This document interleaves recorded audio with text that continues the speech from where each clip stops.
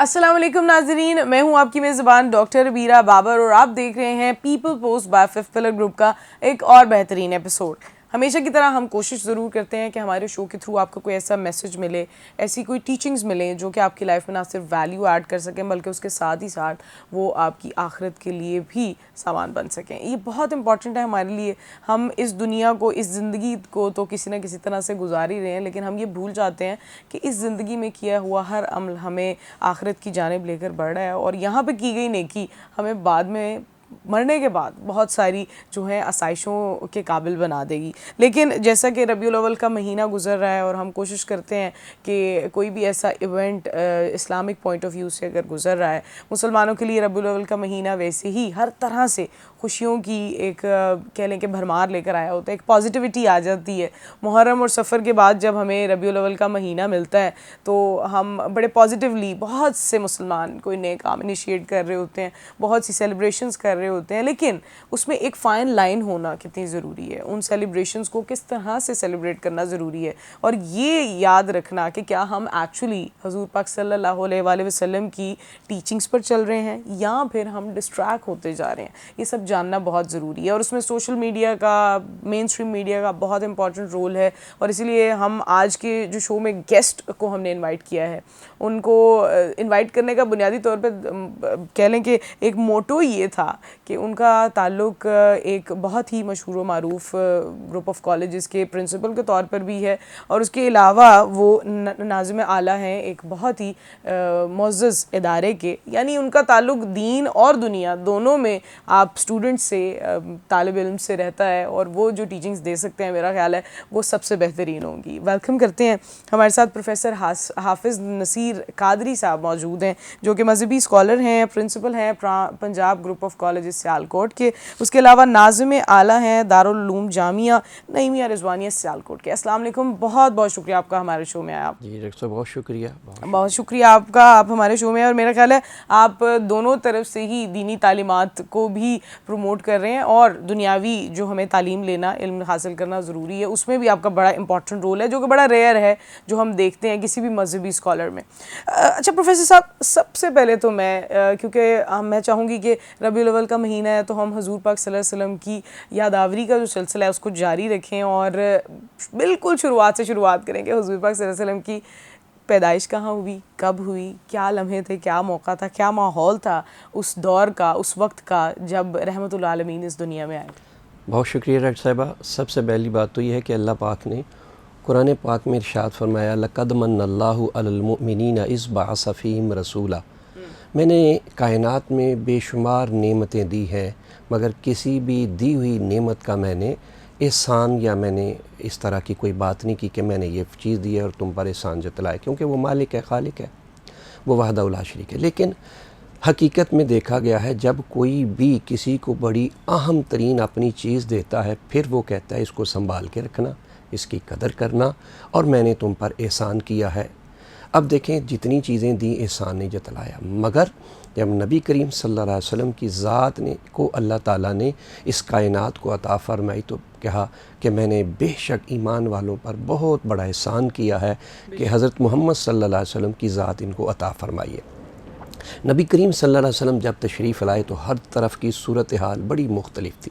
जहालत उरूज पर है और मसाइल मुआशरे के इंतहाई जुल्म के साथ, ज़्यादती के साथ, जबर के साथ सिसकी हुई इंसानियत जो है ना जाने कैसी शक्ल इख्तियार कर चुकी थी।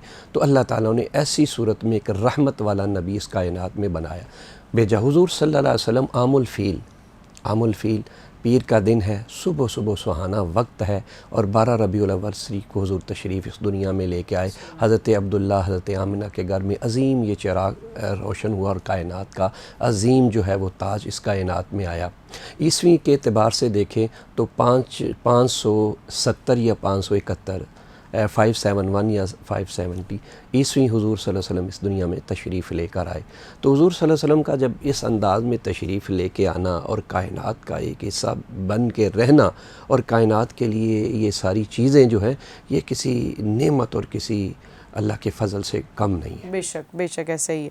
अच्छा, अगर हम देखते हैं हुज़ूर पाक सल्लल्लाहु अलैहि वसल्लम की ज़िंदगी में, किसी भी इंसान की ज़िंदगी में माँ बाप का बड़ा अहम रोल होता है, लेकिन हुजूर पाक सल्लल्लाहु अलैहि वसल्लम की अगर हम ज़िंदगी में देखते हैं तो उनके दादा, उनके चाचा या उनके बाकी रिश्तेदारों का क्या रोल रहा, क्या उनकी ज़िंदगी, किस तरह से उनकी ज़िंदगी की शुरुआत हुई? देखिए, मैं यहाँ एक बात ज़रूर अर्ज़ करना चाहूँगा, रोल क्या रहा। मुझे एक बात करते हुए, स्टेज की बात सुनते हुए एक दर्द होता है। जो लोग कहते हैं कि नबी करीम सल्लल्लाहु अलैहि वसल्लम को जब दाइयाँ लेने के लिए आई थीं और दाइयों ने नबी करीम सल्लल्लाहु अलैहि वसल्लम को गरीब समझकर छोड़ दिया, यहाँ बात की, ये आपने जो बात की ख़ानदान का क्या रोल था, उस पर मैं आप बात करना चाहूँगा। देखिए, ये अलग बात है कि हज़रत हलीमा का मुक़द्दर था कि आप सल्लल्लाहु अलैहि वसल्लम मिले, ये उनका मुक़द्दर था और जागना था। लेकिन बात ये है, जब आपके इल्म में है, रोल ये था, किरदार ये था आपके दादा का, जनाब अब्दुल मुत्तलिब का। नबी करीम सल्लल्लाहु अलैहि वसल्लम जब पैदा हुए, आपके दादा कौन थे? मक्का के सरदार जनाब अब्दुल मुत्तलिब मक्का के सरदार हैं। तारीख़ उठा के देख लें, अहादीस उठा के देख लें, जब हुज़ूर सल्लल्लाहु अलैहि वसल्लम इस दुनिया में तशरीफ़ लाए, आपके दादा ने आपकी विलादत की खुशी में 100 ऊँट जो है वो ज़िबा किया था। सिर्फ़ ज़िबा नहीं किया, उसे पकाया, उसे खिलाया, सालन के तौर पर, रोटियों के तौर पर, दावत के तौर पर। आज के दौर में अगर एक कोई शख्स है, वो 1 ऊँट या 10 ऊँट की कुर्बानी करके या उसे ज़िबा करके एक दावत की शक्ल इख्तियार करता है, तो वो समझता है मैंने बहुत कुछ किया है। इसका मतलब ये हुआ कि हुज़ूर सल्लल्लाहु अलैहि वसल्लम के दादा ने अपने पोते को इस कदर अहमियत दी है कि कहीं ये ज़हन में ना आए कि मेरे वालिद नहीं है, तो हज़रत अब्दुल मुत्तलिब भी वालिद का साया बनकर भी इतनी बड़ी खुशी कर रहे हैं। और जनाब आपके चाचा जनाब हज़रत अबू तालिब, आपका किरदार भी किसी चीज़ से कम नहीं है। और बारहा जब इस्लाम की तबलीग है, तौहीद का पैगाम है, रिसालत का पैगाम है, वहदनियत का जब पैगाम चल रहा है, तो लोग किसके पास आते थे? आपके पास आते थे, आपके चाचा के पास। यार, आपका भतीजा बड़ा अज़मत वाला है, गो इसका बच्चा है, इसे कहो कि हाथ उठाएं, दुआ करें, अल्लाह ताला बारिश अता फरमा दे। और बारिश आती। और एक वक्त ऐसा आया, इतना साथ आपके चाचा ने दिया कि लोगों ने कहा कि आप इसको समझाएँ, ये इस साइड को छोड़कर इस साइड पे आ जाए। तो आपने अपने चाचा को पता क्या जवाब दिया था? आपने फरमाया, ये एक मेरे हाथ पर सूरज ला के रख दें और दूसरे पे चांद ला के रख दें, तो मैं अपने रब का पैगाम कभी नहीं छोड़ूंगा। और उस वक़्त आपके चाचा का यही किरदार था ख़ानदान का। फरमाया, भतीजे, तू जिस मिशन पे लगा है कर, तेरी तरफ कोई मैली आँख करके भी नहीं देख सकता। सुभान अल्लाह, सुभान अल्लाह। अच्छा, नबूवत से पहले की अगर हम ज़िंदगी की बात करते हैं हुज़ूर पाक सल्लल्लाहु अलैहि वसल्लम की, उनका बचपन किस तरह का था, परवरिश किस तरह से हुई, किस तरह से हुज़ूर पाक सल्लल्लाहु अलैहि वसल्लम ने अपने नामौलूदी से एक बचपन का सफ़र जो है वो शुरू किया? अच्छा, सबसे पहले मैं तो ये बात कहूँगा कि एक है ऐलान नबूवत, ठीक है जी, एक है नबूवत का ऐलान और एक है नबी होना। ये पहले बात ज़हन में क्लियर होनी चाहिए। आप सल्लल्लाहु अलैहि वसल्लम उस वक़्त भी नबी थे जब हुज़ूर अलैहिस्सलाम का फ़रमान है कि मैं कुन्तु नबिय्यन व आदम बैनल माए व तीन। जब आदम अलैहिस्सलाम मिट्टी और पानी के दरमियान थे, नबूवत तुम्हें, हाँ, 40 साल की उम्र में आपने नबूवत का ऐलान किया था। लेकिन बाज़ औक़ात आज लोग कहते हैं कि 40 साल के बाद नबी बने। नहीं, अगर ईसा अलैहिस्सलाम ये फरमाएं, काला इन्नी अब्दुल्लाह आतानी अल किताब वजालानी नबिया, पंगूड़े में उन्हें नबूवत भी मिली है, किताब भी मिली है, तो क्या हुज़ूर अलैहिस्सलाम को ये क्लियर हो गया कि आप सल्लल्लाहु अलैहि वसल्लम की नबूवत जो है वो सबसे पहले है। अब नबूवत, ऐलान नबूवत से पहले की ज़िंदगी की जो है ना, वो कमाल है। आपका बचपन कमाल है, आपकी जवानी कमाल है, आपका शबाब कमाल है, आपका बचपन इतना लतीफ़ है कि अहादीस पाक में आता है, जिस तरह बच्चे बाहर गलियों में, सड़कों पे और बागों में खेलने के लिए निकल जाते हैं, आप सल्लल्लाहु अलैहि वसल्लम खेल कूद से बहुत पीछे थे। खेल से, गलियों में जाने से, जिस तरह आज के दौर में लड़के इकट्ठे बैठ जाते हैं, मिल बैठते हैं और तरह तरह की ग्रुपिंग की शक्ल में किसी और चीज़ के तरफ, आप सल्लल्लाहु अलैहि वसल्लम का बचपन भी इंतहाई नफीस और पाकीज़ा है और लोग तारीफ़ें करते थे। यही तो वजह थी कि काफिर भी आके कहते थे, आपका भतीजा है, बच्चा है, तो इसे कहें हाथ उठाए।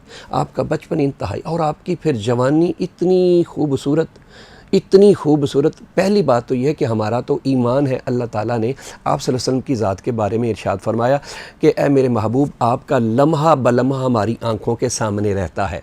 अब इससे एक नुक्ता ये निकला, कुरान कहता है इन्ना नहनु नज़्ज़लना ज़िक्रा व इन्ना लहु लहाफ़िज़ून, कुरान को नाजिल भी हमने किया है और कुरान के मुहाफ़िज़ भी कौन है? हम हैं। तो जिस पर कुरान नाजिल हुआ है, अगर कुरान का मुहाफ़िज़ अल्लाह है तो जिस पर कुरान नाजिल हुआ उसके भी लम्हे लम्हे का मुहाफ़िज़ कौन हुआ? अल्लाह।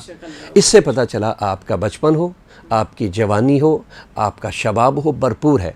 फिर हम आप देखते हैं, आप भी देखिए, अगर मक्कातुल मुकरमा में एक फसाद आने वाला है, एक लड़ाई, एक झगड़ा आने वाला है और सारे कहते हैं हम खून रेजियाँ हो जाएंगे और खून बह जाएगा, आखिरी में फ़ैसला क्या होता है? आखिर में यही फ़ैसला होता है कि भाई जो फजर के वक्त सबसे पहले अल्लाह के घर में दाखिल होगा, पत्थर वही नस्ब करेगा।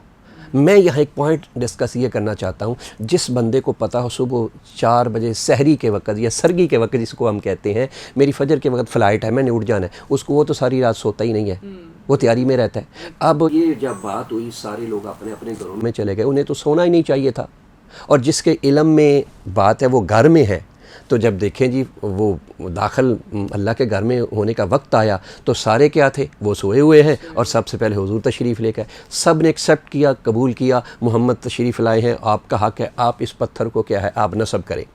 अब मैं यहाँ कहना चाहूँगा, आज हर बंदा पर्सनल तौर पे प्रोटोकॉल लेना चाहता है और वो कहता है जो मैं हूँ मेरी तख्ती लगनी चाहिए, ठीक है ना जी, मुझे क्रेडिट मिलना चाहिए। लेकिन जब आप सल्लल्लाहु अलैहि वसल्लम सबसे पहले तशरीफ़ लेके आए, आप चाहते तो उस सारे फ़ैसले का क्रेडिट ले सकते थे, सब कुछ हो सकता था, मगर नहीं। आप सल्लल्लाहु अलैहि वसल्लम क्या फ़रमाया? सारे आ गए, उन्होंने कहा मोहम्मद आप रखें। आप सल्लल्लाहु अलैहि वसल्लम फरमाया एक चादर बिछाओ, चादर बिछाई गई, पत्थर रखा गया, आपने फरमाया अब सब मिलकर इस पत्थर को हम नस्ब करेंगे। और ये आपका सल्लल्लाहु अलैहि वसल्लम की हिकमत, आपकी दानाई, आपका फ़हम, आपका इस अंदाज़ में देखकर वो कहने लगे जिसका बचपन इतना कमाल है उसका शबाब कितना कमाल। सुभान अल्लाह, सुभान अल्लाह। अच्छा, हुज़ूर पाक सल्लल्लाहु अलैहि वसल्लम की जिस तरह से आपने ज़िक्र किया परवरिश का, बचपन का, नौजवानी की अगर हम बात करें ख़ुसूसी तौर पर आज की जो जनरेशन है, यूथ है, अगर हम रबीउल अव्वल के हवाले से ही कॉन्टेक्स्ट में बात करें तो 12 रबीउल अव्वल को जिस तरह से हम अल्हम्दुलिल्लाह सेलिब्रेशंस करते हैं, उन सेलिब्रेशंस में अक्सर बच्चे, नौजवान उस सेलिब्रेशन को बहुत गलत तरफ ले जाते हैं। उन्हें शायद ये भूल जाता है कि हुज़ूर पाक सल्लल्लाहु अलैहि वसल्लम की अपनी नौजवानी हमारे लिए एक रोल मॉडल रहनी चाहिए, हमारा आइडियल जिसकी लिए हम खुशी मना रहे हैं, हमें ये नहीं भूलना चाहिए कि उसने हमें क्या सिखाया। उस हवाले से आप क्या बताना चाहेंगे कि उनका यूथ कैसी थी, हमारी यूथ को कैसे उसको आइडियलाइज़ करना चाहिए? देखिए जी, सबसे पहले तो बात यह है कि अल्लाह ताला ने इरशाद फरमाया जब तुम पर फजल हो और मालिक का करम हो तो खुशी मनाओ। अब हुजूर सल्लल्लाहु अलैहि वसल्लम से बढ़ के किसी की भी नहीं है। और बल्कि मैं यहाँ एक इसी बात के ज़िमन में एक बात करना चाहूँगा। मैं इस वक्त गवर्नमेंट हुकूमत पाकिस्तान को मुबारकबाद देता हूँ, जो अच्छी बात है। उन्होंने क्या कहा? उन्होंने कहा कि ये जो जश्न ईद मिलादुन नबी सल्लल्लाहु अलैहि वसल्लम आ रहा है ये 1500 साला है, तो इसको सरकारी तज़ा पे अच्छे तरीके पे लोग भी मनाएं और सरकार भी इसको करेगी। ये बहुत खुशाइन चीज़ है जो गवर्नमेंट प्लस पॉइंट है, हम उनका शुक्रिया अदा करते हैं। ठीक, अब दूसरी बात आई, इसको सेलिब्रेट करना कैसे है। डॉक्टर साहब क्या साहिबा, इस वक्त हमारी नौजवान नस्ल जो है वो सोशल मीडिया के ज़रिए, हालात के ज़रिए, मोबाइल के ज़रिए बहुत ज़्यादा फिसल चुकी है। खुशी का इजहार करें, बड़ा अच्छा अंदाज़ है, आप जुलूस पे जाएं अच्छे अंदाज में, आप दुआ करें, महाफिल पढ़ें, नवाफिल पढ़ें, दुरूद व सलाम पढ़ते हुए जाएं, ये अब बेहतरीन है। मगर ये कतान शरीयत में कहीं भी नहीं है आप बैंड बजा रहे हैं, आप ढोल बजा रहे हैं। बल्कि इस वक्त सूरत हाल तो ये है, आप जिस 12 रबीउल अव्वल की रात को या पूरा दिन आप देखें, लड़कों ने मोटरसाइकिल के वो पीछे सलेंसर निकाले हुए और वन व्हीलिंग करते हुए चले जा रहे हैं और मिलाद जा रहा है।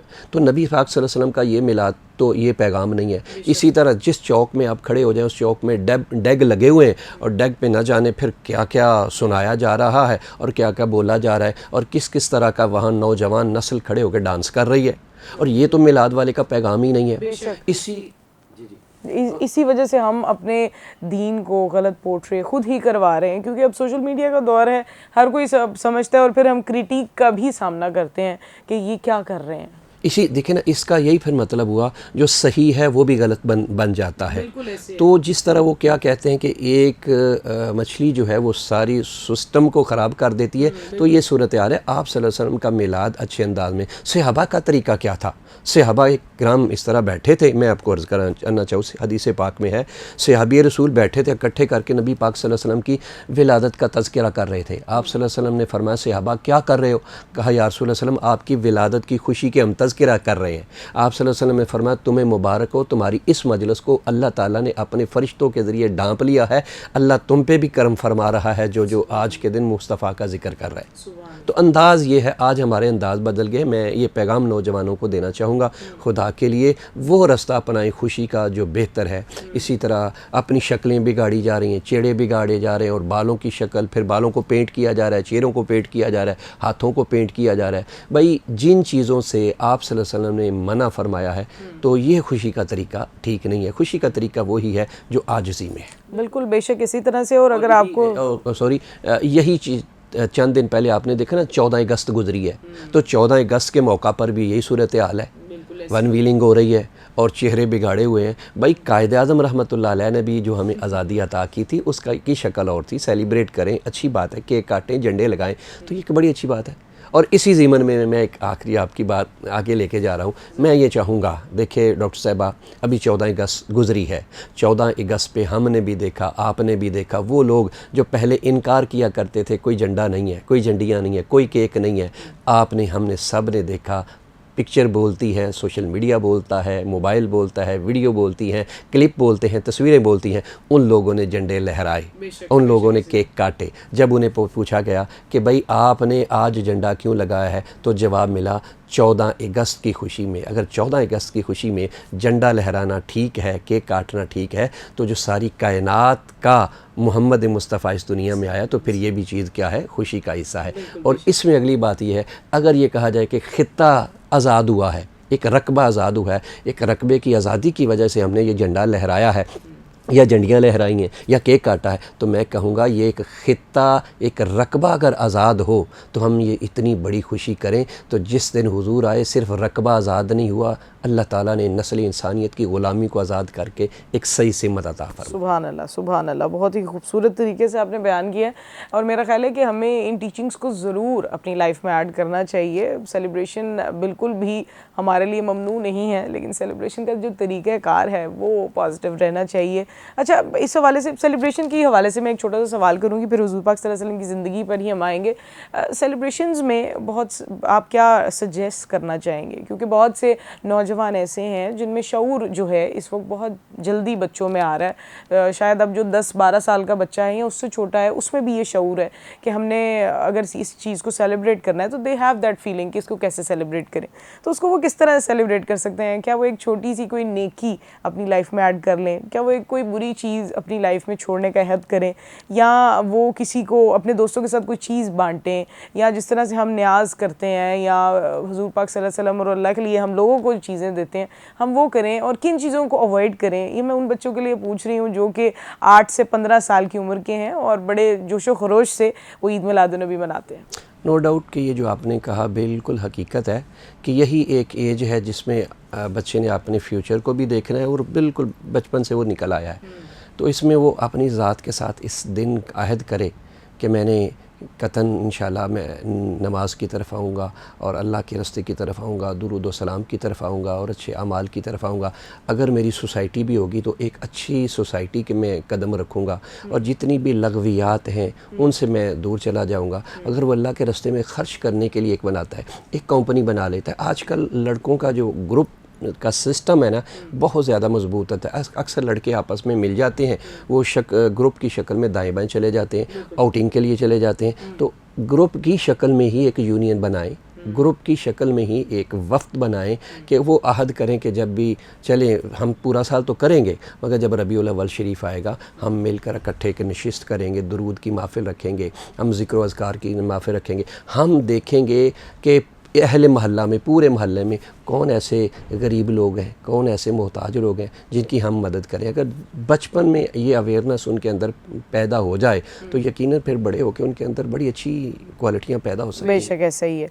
हज़ूर पाक सल्लल्लाहु अलैहि वसल्लम की ज़िंदगी की जानिब भी आते हैं हम। आप क्या बताना चाहेंगे हज़ूर पाक सल्लल्लाहु अलैहि वसल्लम की किस उम्र में हज़रत खदीजा रज़ी अल्लाह ताला अन्हा से शादी हुई, और क्या सिचुएशन थी, क्या सुन्नतें थी जो आज के दौर के जो माँ बाप हैं या बच्चे बच्चियाँ हैं उनको उस शादी से ज़रूर सीखनी चाहिए? आपने बहुत एक मुआशरती तौर पे जो ये सवाल किया ना, क्या मैं अर्ज़ करना चाहूँगा, ये तो सीधी सी बात है। आप सल्लल्लाहु अलैहि वसल्लम की उम्र मुबारक 25 साल, सैयदा खदीजतुल कुबरा रज़ी अल्लाह ताला अन्हा की उम्र 40 साल, कितना फ़र्क है। मैं यहाँ पैरेलल दोनों चीज़ों को डिस्कस करना चाहूँगा।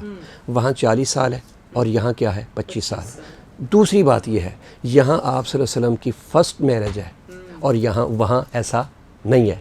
हम मुआशरती तौर पर ज़रा एक बात देखें, यहाँ उम्र का फ़र्क होना तो ना हमारा घर कबूल करता है, ना हमारी रिश्तेदारियाँ कबूल करती हैं, ना हमारा मुआशरा कबूल करता है। लेकिन आप सल्लल्लाहु अलैहि वसल्लम ने इतना गैप, 15 साल के गैप को ख़त्म करते हुए ये पैगाम दे दिया। ये इससे बड़ा हमारे मुआशरे के लिए क्या पैगाम हो सकता है। दूसरी बात, आप सल्लल्लाहु अलैहि वसल्लम ने ये भी इरशाद फरमा दिया, तुम माल दौलत को ना देखो, तुम बस इंसानियत को देखो और अच्छा इंसान देखो। देखें वहाँ हमारे मुआशरे में अगर किसी की पहली शादी होनी हो और दूसरी की दूसरी होनी हो, कोई कबूल करेगा? कोई भी कबूल नहीं। और यहाँ जेंडर भी अलग अलग है। हाँ, ऐसा हो सकता है कि मर्द जो है वो सेकंड कर रहा हो, वो कबूल किया जाता है, मगर यहाँ तो बिल्कुल मुख्तलिफ है। मगर आप सल्लल्लाहु अलैहि वसल्लम ने ये अमल करके कबूल किया और ख़ुशी से कबूल किया। एक मुआशरे के लिए पैगाम था ये। दरअसल ये वही बात है कि आप सल्लल्लाहु अलैहि वसल्लम की ज़िंदगी का आइली पहलू है, मुआशी पहलू है, मुआशरती पहलू है, सियासी पहलू है, या ख़ानदानी पहलू है, या अज़दवाजी ज़िंदगी का पहलू है। हर पहलू में आप सल्लल्लाहु अलैहि वसल्लम का एक पैगाम है जो वो आगे चल रहा है, वो आगे निकल रहा है। अब देखें, तीसरी बात इसमें ये आ जाती है, जिस अंदाज़ में हज़रत सैयदा खदीजतुल कुबरा रज़ी अल्लाह ताला अन्हा ने भी देखा क्या है। सबसे पहले अगर लेके गए हैं तो आप माले तिजारत लेके गए ना। आज के डॉक्टर साहिबा सबसे बात है कि आप जिस तरह तशरीफ़ लेके गए, जो भी हुआ बरकत हुई, नो डाउट बरकत हुई। इसमें दो बातें आ सकती हैं। आप कह सकती हैं, मैं भी कह सकता हूँ जी पहले बरकत नहीं होती थी, अब इसलिए भी बरकत हुई है कि आप सल्लल्लाहु अलैहि वसल्लम की ज़ात है। ओके, आप सल्लल्लाहु अलैहि वसल्लम की ज़ात की वजह से बरकत है। भाई यहाँ ज़ात को ना लें, पॉलिसी को भी ले, उसूलों को भी ले, नज़्म ज़ब्त को भी ले कि आप आज कोई अपने घर से जब बाहर निकलता है वो पहले कहता है TADA मुझे मिलना चाहिए। मगर आप सल्लल्लाहु अलैहि वसल्लम ने मिन्नोअन गए, जो चीज़ सामने थी रखी थी, और दोनों तरीक़ों से जब हज़रत सैयदा खदीजतुल कुबरा के सामने रखी, और ग़ुलाम जो मैसरा साथ क्या था, एक एक जब चीज़ देख रहा था, फिर हज़रत खदीजतुल कुबरा का पैगाम आया। तो आप सल्लल्लाहु अलैहि वसल्लम का ये भी एक अहम पैगाम है। और उसके बाद जो आपने ये फरमाया कि मौजूदा दौर में नौजवानों की ये शादी और ये सिस्टम, इसको मैं यहाँ कहूँगा, यहाँ हमारे मैरिज हालों वालों की ख़राबी है। आप कहेंगे ये दरमियान में ये लफ्ज़ कैसे आ गया? मैरिज हाल वालों की ख़राबी है, हमारे इन्वायरमेंट की ख़राबी है। मौजूदा जदीद दौर ने नौजवान को किस रंग में पेश कर दिया है। मैं नहीं ये कहता, मिसाल के तौर पर अब मैरिज हाल में एक ट्रेंड बन गया है भाई, लेटेस्ट अंदाज में जैसे मर्ज़ी आप करें। कहाँ निकाह होता था, कहाँ निकाह का तरीक़ाकार होता था, आज क्या है। अब मैं हज़ार मिसालें, ठीक है, दोनों को निकाह के सामने पहले बिठा दिया, इधर बेटी बैठी है, इधर बैठा है, दरमियान में वो उन्होंने पर्दा कर दिया। एक तो ये ट्रेंड, ठीक है, यहाँ तक भी जायज़ है या नाजायज़ है, मैं यहाँ कुछ नहीं कहना चाहूँगा, जो भी है। इससे कहीं आगे हम निकल गए हुए हैं। वो क्या है, जब यूँ ही मैरिज हाल में सोफ़े पे बैठकर कारी साहब ने, आलिम में दीन ने निकाह पढ़ाया है ना, निकाह पढ़ाते जब इजाबो कबूल दोनों इकट्ठे बैठे, अगर निकाह हो गया कबूल है। पहले क्या होता था? पहले ये होता था, निकाह होता है, दुआ की जाती थी, और फिर दुल्हे के साथ कौन गले मिलता था? भाई मिलते थे, रिश्तेदार मिलते थे, वालिद मिलते थे, दोस्त मिलते थे। डॉक्टर साहब, अब दुख की बात यह है, सामने ऑडियंस बैठी है, रिश्तेदार बैठे हैं, बाराती बैठे हैं, वहाँ भी निकाह हुआ है, बजाय पहले कोई और रिश्तेदार मिले, दोस्त अहबाब मिले, वहाँ स्टेज पर ही दुल्हा दुल्हन को बिल्कुल सब के सामने गले मिल रहे हैं। क्या ये चीज़ मुआशरे के अंदर ख़राबी का बायस नहीं बन रही? हमने हर चीज़ को मादियत की तरफ ले लिया है। और हालांकि ये ठीक है जब मियाँ बीवी बेटी, लेकिन भाई कुछ लेकिन उसकी नुमाइश तो ना करे खुदा के लिए। ये चीज़ हमारे नौजवान में हमारे माँ बाप ने और डिमांड ने यहाँ तक ला के खड़ी कर दी है। जब तक कि हम हज़रत सैयदा खदीजतुल कुबरा और आप सल्लल्लाहु अलैहि वसल्लम की सीरत के इन पहलुओं को नहीं ना देखेंगे तो यकीनन कामयाबी नहीं मिलेगी। बेशक ऐसा ही है। हजूर पाक सल्लल्लाहु अलैहि वसल्लम की इब्तदाई जो मुश्किलात थी ज़िंदगी की, जब दीन की जानिब उन्होंने दावत देना शुरू की लोगों की, वो कौन सी थी और उस दौरानिए में हुजूर पाक सल्लल्लाहु अलैहि वसल्लम का बिहेवियर क्या था, किस तरह से उन्होंने बाकी लोगों को, हम तो बर्दाश्त नहीं करते अगर हम कोई बात फैलाने जा रहे हैं, हमारे ख़िलाफ़ कोई बात कर दे या हमें कोई हमारे बात की नफ़ी कर दे तो हम बर्दाश्त नहीं करते। देखिए जी, मैंने तो पहले अर्ज़ किया है, आप सल्लल्लाहु अलैहि वसल्लम की सीरत ही और आप सल्लल्लाहु अलैहि वसल्लम का उसवा हसन ही हर किसी के लिए बेहतरीन है। आज हम में से कोई बर्दाश्त नहीं करता, इंतहाई गलत बात है। आप सल्लल्लाहु अलैहि वसल्लम की गुफ्तगू, आप सल्लल्लाहु अलैहि वसल्लम का अंदाज़, सहाबाए किराम फरमाते हैं कि हुज़ूर सल्लल्लाहु अलैहि वसल्लम इस अंदाज़ में गुफ्तगू फरमाया करते थे कि एक नशिस्त अगर 1 घंटे की है, 2 घंटे की एक नशिस्त है, आप सल्लल्लाहु अलैहि वसल्लम की ज़ुबान मुबारक से वो अदा किए हुए लफ्ज़ गिने जा सकते थे कि आपने एक नशिस्त में कितने लफ्ज़ अदा किए। क्या जी, बिल्कुल हदीस पाक में है। तो आज तो हमारी कैफियत बड़ी मुख्तलिफ हो गई है। लम्हों में गुस्सा यहाँ आया है, लम्हों में गुस्सा वहाँ आया है। आप सल्लल्लाहु अलैहि वसल्लम के सामने जितने, मैं समझता हूँ इसीलिए कि आप सल्लल्लाहु अलैहि वसल्लम की हदीस पाक है कि जितने मसाइब, जितने मामलात पहले नबियों पे आए, उनसे कहीं ज़्यादा मैंने उनका फेस किया है। शेब अबी तालिब देख ले, हाँ क्या है, बाइकआउट नहीं किया गया। आप देखें, अगर आप सल्लल्लाहु अलैहि वसल्लम तशरीफ़ लेके गए जा रहे हैं, गड़े नहीं खोदे गए। आप सल्लल्लाहु अलैहि वसल्लम अल्लाह की घर इबादत कर रहे हैं, क्या पत्थर फेंकने के लिए आ नहीं जाते? आप सल्लल्लाहु अलैहि वसल्लम अगर ताइफ में चले जाते हैं तो देखिए ज़रा क्या सूरत हाल है। वो चूंच वाले पत्थर ढूंढे जाते हैं जो ज़ख़म लगाए, आम भी पत्थर नहीं है, मगर इसके बावजूद भी जब जिब्रील कहता है या रसूल अल्लाह सल्लल्लाहु अलैहि वसल्लम आप बद दुआ करें, तो हज़ूर अलैहिस्सलाम ने फरमाया मैं बद दुआ करने वाला। फेस जब किया जाता है, जब लीडर बनता है इंसान, रहनुमा बनता है, वो अपनी सारी तकलीफ़ों को, सारे मसाइब को, सारे मामलात को पीछे रखता है। और यहाँ मैं ये देखें ना, ये वही पहलू है जो सीरत हज़रत इमाम ज़ैनुल आबिदीन की शक्ल में झलकता हुआ नज़र आता है कि जब करबला के बाद देखें ना, आप तशरीफ़ ले आए करबला के बाद, वही एक यजीदी जब आया था कि मैं मेहमान बनना चाहता हूँ, मुझे पानी तो दें। आपने फरमाया पानी की बजाय इसको दूध पिलाया जाए। दूध पिया और जब जाने लगा उसने कहा कि शायद आपने मुझे पहचाना नहीं। तो इमाम ज़ैनुल आबिदीन फरमाने लगे जब आप दाखिल हुए थे मैंने उसी वक्त पहचान लिया था और तो नक्शा खींच कर आप वो हैं। तो फिर उसने कहा कि ये आप क्या किरदार और ये सूरत हाल क्यों? आपने फरमाया वहाँ हम तेरे मेहमान थे, तूने अपने मुताबिक हमारी मेज़बानी की, यहाँ हम तेरे मेज़बान है, तू हमारा मेहमान है, हमने मेज़बानी अपने नाने के मुताबिक। सुभान अल्लाह, सुभान अल्लाह, बहुत खूबसूरत आपने बयान दिया है। और मेरा ख्याल है कि प्रोफेसर साहब हमारी गुफ्तगू तो मेरा ख्याल है हम जितनी भी हुजूर पाक सल्लल्लाहु अलैहि वसल्लम पर बात करेंगे, उनकी पर्सनालिटी पे कभी भी वो मेरा ख्याल है वक्त हमें कम ही हमेशा पड़ेगा। लेकिन आपका बहुत शुक्रिया, आप सियालकोट से खुसूसी तौर पर लाहौर इस ख़ास मकसद के लिए आए कि हम अपनी यूथ के लिए हम अपने सोशल मीडिया के थ्रू कुछ ना कुछ ज़रूर पहुँचाएँ। आपका बहुत बहुत शुक्रिया। लेकिन मैं चाहूँगी जाने से पहले आप रबीउल अव्वल के हवाले से, रबीउल अव्वल की सेलिब्रेशंस के हवाले से आप हमारी यूथ को कुछ आगाह करना चाहेंगे? हमारे इर्द गिर्द जो लोग हैं, जो आपको लगता है कि हम में कोई मिस्टेक्स हैं, हम ये बात नहीं करेंगे जो नहीं मना रहे हैं, ये बात नहीं करेंगे, जो हम में मिस्टेक्स हैं हम उसको कैसे रेक्टिफाई कर सकते हैं? डॉक्टर साहब, मैं तो ये कहूँगा कि जितनी भी हो सके इस चीज़ का इजहार करें। इजहार करने की वजह से बड़ी आसानियाँ अल्लाह पाक पैदा कर देता है। मैं नौजवान नस्ल को ये ज़रूर पैगाम दूँगा कि आज जिस अंदाज़ में ये आप मिलाद शरीफ को मना रहे हैं, चेहरों को बिगाड़ दिया है, शक्लों को बिगाड़ दिया है और वन विलिंग कर रहे हैं, जमघटा बन गया हुआ है। फिर ख़वातीन भी उसी अंदाज़ में, अब देखें ना, ये भी अजीब सूरत हाल है। नौजवान बच्चियां हैं, ख़वातीन हैं, वो पूरे के पूरे घर फैमिली जो है वो बाहर निकली हुई है। तो आप सल्लल्लाहु अलैहि वसल्लम ने तो ख़वातीन को एक पर्दे की शक्ल में रखने का हुक्म फरमाया। यहाँ सारी ख़वातीन बाहर सड़क पे आ गई हुई हैं और बिलखुसूस बैंड की शक्ल जो है वो बड़ी मुख्तलिफ हो गई है। और फिर जब बैंड वाले नौजवान हैं, आप यकीन करें ऐसी शेव करवा रहे होते हैं कि शर्म आ रही होती है कि दाढ़ी की तौहीन हो रही है, तो वो चेहरों की तौहीन होती है, फिर लिबास की तौहीन हो रही है। इसलिए मैं अपने नौजवानों से ये कहूँगा कि मिलाद शरीफ के जुलूस, मिलाद शरीफ के मामलात को खुशी का इजहार बहुत अच्छे तरीके से घरों में झंडियाँ लगाएं।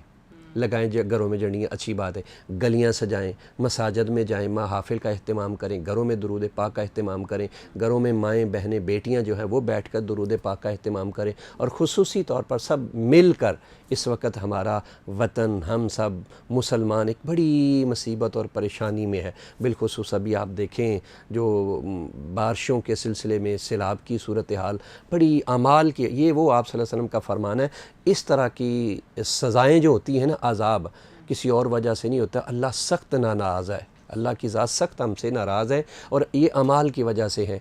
मैं ये पैगाम देना चाहूँगा, हम सब मिल कर मिन हैसुल कौम अल्लाह की बारगाह में तौबा करें, माफ़ी मांगे अमाल की तरह, ताकि अल्लाह पाक हम सब के लिए, वतन के लिए और सब के लिए, मुसलमानों के लिए आसानियाँ पैदा फरमाए। बिल्कुल, बेशक। बहुत बहुत शुक्रिया प्रोफेसर साहब आपका। और आपने देखा हमारे साथ प्रोफेसर साहब मौजूद थे, ख़ुसूसी तौर पर सियालकोट से लाहौर आए थे, और उनकी तालीमात जो हैं वो वही हैं जो हुजूर पाक सल्लल्लाहु अलैहि वसल्लम की लाइफस्टाइल था, उनकी पर्सनालिटी थी, उनकी टीचिंग्स थी, उन्हीं को आगे लेकर वो बढ़ रहे हैं। हम उनसे सीखेंगे, आप उनसे सीखेंगे, और अपने आने वाली जनरेशन्स को हम ये ता क़यामत सिखाते रहेंगे, क्योंकि हम अपने नबी से सल्लल्लाहु अलैहि वसल्लम से जितनी मोहब्बत करते हैं, जितनी अकीदत है, उसको हमने अपने अमल में शो करना है। हमने सिर्फ बातों से शो नहीं करना, our actions needs to be rectified. और इसी के साथ अपनी मेज़बान डॉक्टर वीरा बाबर को इजाज़त दीजिए। इंशाल्लाह बहुत जल्द दोबारा मुलाकात होगी। तब तक के लिए आपका और हम सबका अल्लाह हम नासिर।